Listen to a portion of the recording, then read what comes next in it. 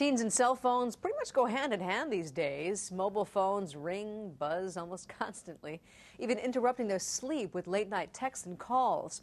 So how is it affecting their well-being, and what can parents do to get it under control? KITV4's Yasmin Dar takes a look at young people who are wired and tired. 12-year-old Emma Eckfeldt has not one, but two devices that always keep her connected. I get these forwards from random people that are really annoying, but I normally delete it and just go back to sleep. With 3/4 of youngsters ages 12 to 17 now owning cell phones, parents and health experts say that these gadgets are contributing to the rising trend of teen sleep deprivation.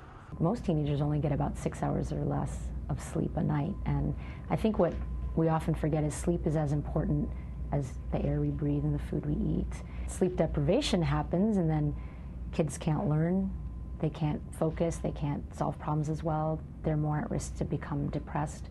Did you get my text about the list of things to do?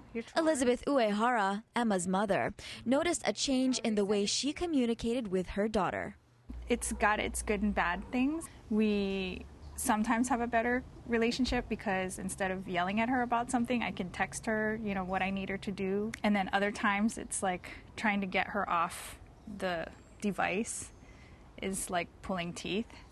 Studies have shown that there has been a 566% increase in texting by teens between 2007 and 2009.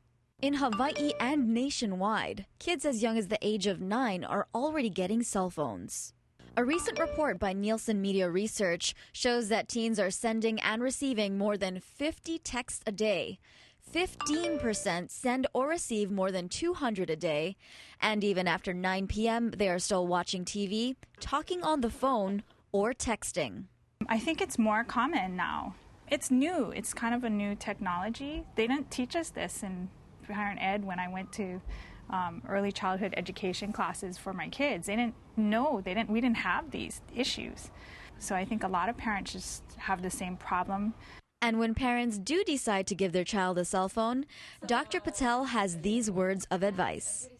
First, again, establish clear guidelines. No cell phones at the dinner table, no cell phones in class, no cell phones in the car, and no cell phones within 1 or 2 hours of sleep. Number 2, establish safety issues. So talk to your kids about cyberbullying and let them know if it happens to them to come talk to you. Also make it clear that rude, sexy, or embarrassing texts, videos, or photos are not allowed. Dr. Patel also says to make consequences and stick to them, such as taking the cell phone away for a week. A few things to look for in your child who may be overwired. If they notice that their child or teenager has any mood changes, like if they don't seem like themselves, or if they're always kind of holed up in their room, and you notice them always on their phone. And I think it also helps to not have them be so connected so they can work on actual social interactions in person. Yasmin Dar, KITV4 News. Dr. Patel suggests parents take phones away from their kids at around 7 p.m. and give it back to them in the morning so they're not texting late into the night. Good idea. All right. I'm sure it's tough, though. I bet you it is.